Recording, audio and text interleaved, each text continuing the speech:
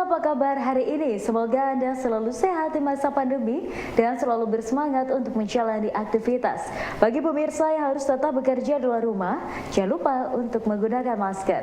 Hari ini program Berita Newspoint hadir menjumpai Anda bersama saya Khairunisa.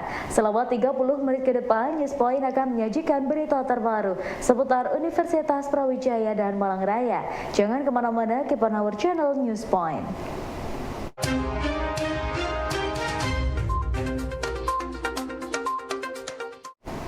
Untuk memberikan pengalaman nyata kepada siswa kelas 10 dan kelas 11, SMA Brawijaya Smart School mengadakan program nyantrik di Dusun Ngebrong, Desa Tawangsari.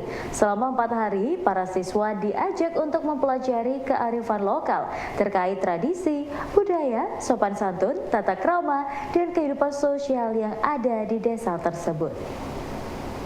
Kegiatan nyantrik ini adalah kegiatan yang bersifat kemasyarakatan, bagaimana kita itu sebagai siswa yang bisa nyantrik atau belajar kepada orang sini, utamanya dengan kearifan lokal, mulai dari empati terhadap lingkungan, kemudian tradisi dari sini, budaya, sopan santun, tata krama, dan juga bagaimana kehidupan sosial yang ada di Ngebrong itu sendiri. Terkait dengan nyantrik ini sendiri, sebenarnya sebelumnya namanya bukan nyantrik, tetapi adalah baksos ya dulu ya, ke baksos, jadi lebih ke bakti sosial. Untuk tahun setelahnya diganti menjadi nyantrik. Jadi kalau dulu baksos itu kegiatan sosial seperti ada kesehatan masyarakat, ada sumbangan, ada pembagian sembako atau mungkin pasar murah, itu untuk dulu. Tapi karena sekarang sudah berganti menjadi nyantrik, sehingga ini fokusnya adalah siswa belajar kepada masyarakat sini. Utamanya adalah terkait tata krama, sopan santun, bahasa Jawa utamanya itu, jadi lebih ke masyarakatnya. Mahasiswa tidak hanya dituntut untuk belajar saja, namun juga dapat mengimplementasikan ilmunya ke dunia nyata. Sebagai bentuk dukungan fakultas terhadap potensi anak muda, khususnya di kalangan mahasiswa, FTP UB sejak dini mendidik mahasiswa untuk memiliki jiwa inovasi dan semangat berkompetisi, sehingga ketika lulus, mahasiswa menjadi lulusan unggul berprestasi. Pertama adalah mendidik mahasiswa untuk punya jiwa inovasi, sehingga ketika mereka nanti lulus, mereka sudah bisa membuat inovasi sendiri, kemudian sampai ke tahap hilirisasi. Kemudian yang kedua, untuk capaian prestasi fakultas, sebagaimana kita ketahui kemarin di Giraffe Award 17 Agustus 2022 kemarin, kita adalah yang nomor 1 untuk jumlah mahasiswa berprestasi baik nasional maupun internasional. Sehingga anak-anak nanti yang ada di sini, ketika mereka sudah sukses di membuat inovasi seperti ini, kita akan kirimkan mereka untuk kompetisi internasional, dan itu yang terus kita lakukan, lokal, regional, nasional, internasional. Nah, sehingga mereka akan punya semangat untuk berkompetisi, semangat untuk inovasi, kedepannya mereka akan menjadi lulusan yang unggul.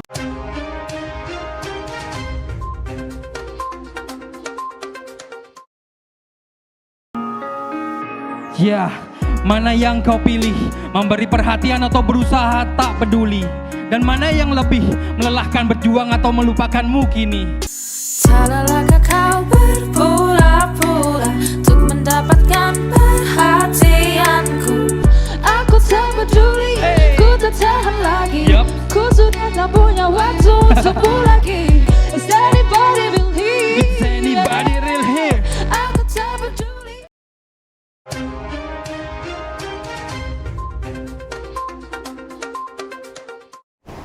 Dalam rangkaian Disnatalis ke-61, FEB UB juga melaksanakan soft launching kafetaria. Tidak hanya makan dan minum saja, namun para mahasiswa, dosen, dan karyawan juga dapat bekerja dan mendengarkan live music. Dekan FEB, Abdul Ghaffar, juga memberikan wadah untuk para mahasiswa yang ingin berjualan di kafetaria tersebut. Kafetaria UB itu dari dulu sebenarnya kafetaria yang paling terkenal sebenarnya. Kalau fakultas-fakultas lain itu selalu larinya ke sini. Cuman karena kan beberapa fakultas mengembangkan kantinnya masing-masing, sehingga kantin ya, dulu namanya kantin FEB UB, ini agak ketinggalan zaman. Sehingga tahun ini kita renov agar menjadi sebuah kafetaria yang bagus, yang nyaman, ada AC-nya segala macam, kemudian bisa live musik di dalam. Ini teman-teman mahasiswa kan akan senang, untuk nyaman, untuk bisa bukan hanya makan sebenarnya, tapi juga bisa bekerja di kafe nanti. Tapi ini bertahap sebenarnya, ini hanya soft launching karena beberapa peralatan itu sebenarnya belum siap. Cuma nanti mungkin bulan November kita hard launchingnya sekitar bulan November. Penjualnya sebenarnya kita bebas, cuman sementara ini kan yang kebanyakan menyewa standnya ini dari ibu-ibu dan wanita, tapi sebenarnya kita bebas untuk menyewakan ini. Dan ini bergilir sebenarnya. Setiap tahun itu kita giliran untuk bisa menyewakan stand ini. Boleh saja, jadi nanti kita akan punya beberapa kantin. Ini kantin yang tertutup, tidak boleh masak. Nanti di belakang sana, di belakang gedung F itu ada kantin yang bisa masak. Jadi kemudian ada sedikit kafe yang di sudut dekat masjid juga itu yang namanya Rendezvous, FEB Rendezvous ini itu hanya untuk makan dan minum. Nanti menunya akan kita penuhi, bahkan nanti akan ada es krim, pokoknya menu-menu yang milenial lah untuk teman-teman. Meningkatnya konsumsi air cheese atau lebih dikenal dengan kacang polong membuat permintaan air cheese di pasaran semakin meningkat. Sayangnya budidaya tanaman air cheese di Indonesia masih belum intensif karena belum memiliki bahan genetik yang bervarietas. Ini adalah tanaman air cheese. Saya juga meneliti air cheese. Air cheese nama ilmiahnya Physarum sativum. Kalau nama lokalnya itu ya air cheese, kemudian kapri atau kacang polong. Ini adalah tanaman yang menjadi cikal bakal lahirnya ilmu genetika. Nah, kebetulan saya sebagai peneliti pemulia tanaman ini mengumpulkan koleksi dari seluruh Indonesia, ya, terutama dari Sumatera dan juga dari Jawa. Sumatera saya mendapatkan koleksi dari Brastagi, kemudian di Jawa saya mendapatkan dari daerah Garut, Semarang, Boyolali, Temanggung, kemudian dari dari wilayah Probolinggo di daerah sekitar Bromo. Nah, yang ditanam saat ini itu adalah hasil seleksi dari ukuran yang berbiji besar. Karena memang air cheese itu bisa dikonsumsi pada saat polong muda atau pada saat bijinya berkembang maksimum. Kalau kita kenal dengan istilah kacang polong, atau bisa juga dikonsumsi dalam bentuk biji yang sudah kering. Nah, adapun air cheese ini dari koleksi yang ada yang berbunga ungu dan ada yang berbunga putih. Dan kemudian bijinya juga ada yang berbentuk bulat, ada yang keriput. Tetapi semuanya pada saat masak fisiologis itu membesar dan bulat. Cipluan itu biasanya kita temukan di sawah, ya. Di sawah dia itu dianggap tanaman yang nggak berguna, cuman sebagai istilahnya orang-orang itu makanan ular gitu ya, karena buahnya yang orange itu biasanya dimakan oleh ular. Dan masyarakat masih belum aware gitu ya, belum tahu kalau ternyata cipluan ini banyak manfaatnya. Sehingga kebanyakan ya ditebang karena dianggap sebagai gulma. Kalau di sawah-sawah itu kan ganggu ya, harusnya tumbuh padi malah tumbuh cipluan, sehingga dia. Nah, jadi Dr. Nuki itu mendapatkan ide dari penelitian mahasiswa. Mahasiswa ini meneliti efek daun ciplukan terhadap kontraktilitas dari pembuluh darah aorta. Jadi aorta diisolasi dari tikus gitu ya, diambil aortanya, kemudian ditempatkan di suatu media sehingga aorta ini tetap hidup, dan dicoba ditetesi sama ekstrak daun ciplukan. Kok ternyata yang tadinya kontraksi setelah pemberian obat epinefrin gitu ya, setelah diberikan ciplukan menjadi dilatasi. Dan efeknya ini ternyata sudah dibuktikan adalah dia bisa memperbaiki fungsi dari endotel. Dia bisa meningkatkan produksi nitrik oxide.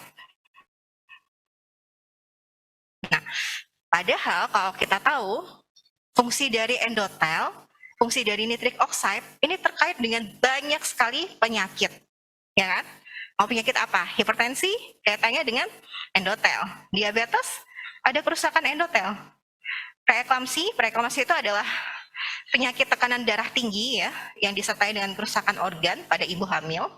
Itu juga terkait dengan fungsi endotel. Aging, penuaan, itu juga terkait dengan endotel. Jadi sebenarnya Fungsi untuk perbaikan endotel ini dibutuhkan untuk berbagai macam penyakit. Nah, oleh karena itu kemudian beliau mengembangkan mulai tahun 2007 ya sampai kelompok kajian ini didirikan tahun 2015 atau 2016 kalau saya tidak salah. Sehingga kami fokusnya memang di pengembangan herbal visalis untuk berbagai penyakit yang patogenesisnya terkait dengan kerusakan endotel atau disfungsi endotel.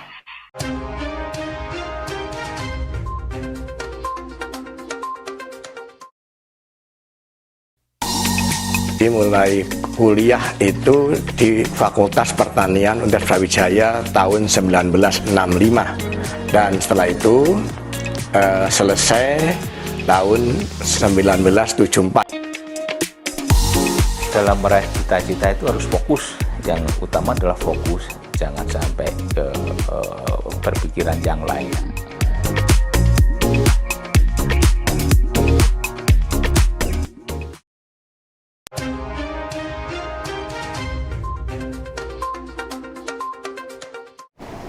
Komisi B DPRD Malang menyambut baik upaya UB memulihkan bisnis usaha mikro kecil dan menengah yang terpuruk akibat pandemi COVID-19. Dengan memberikan wadah dan pengetahuan kepada para UMKM, kedepannya para pelaku UMKM dapat terus mengembangkan usahanya untuk memasuki ekosistem digital dan memasuki ekonomi global. Saya mengucapkan selamat dan sukses atas terselenggaranya acara ini sangat luar biasa. Terus terang kami dari wakil rakyat sangat mengapresiasi acara-acara seperti ini dan kita berharap memang kegiatan seperti ini sering-sering untuk kita lakukan karena ibaratnya ada forum yang memang UMKM ini perlu dikasih kesempatan untuk saling sharing ya, saling menimba ilmu, kemudian membangun jejaring bisnisnya gitu. Jadi kalau semakin banyak lembaga-lembaga yang secara rutin mengadakan seperti ini, alangkah sangat cepatnya nanti kita UMKM kita terutama yang ada di Kota Malang ini bisa terus berkembang gitu.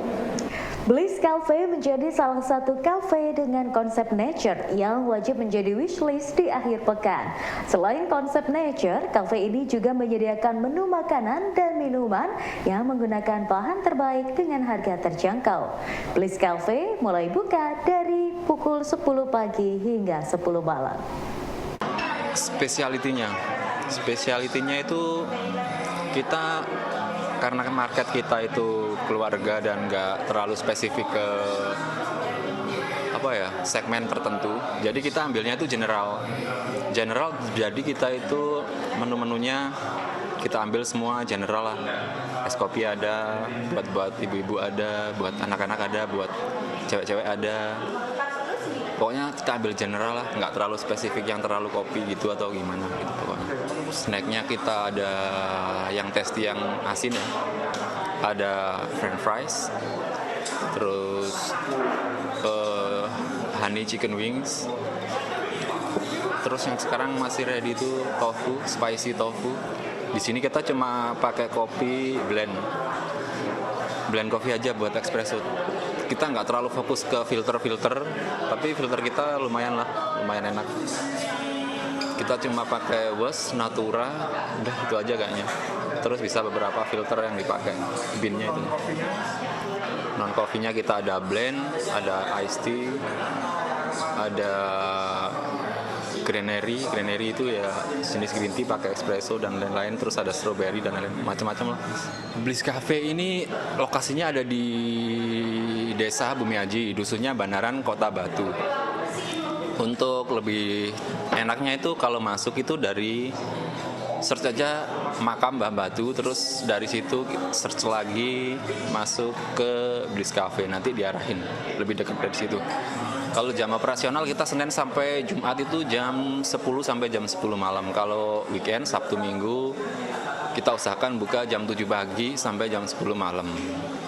Karena kita kelas B, jadi harga menunya kita sesuaikan lah, reasonable banget gitu loh.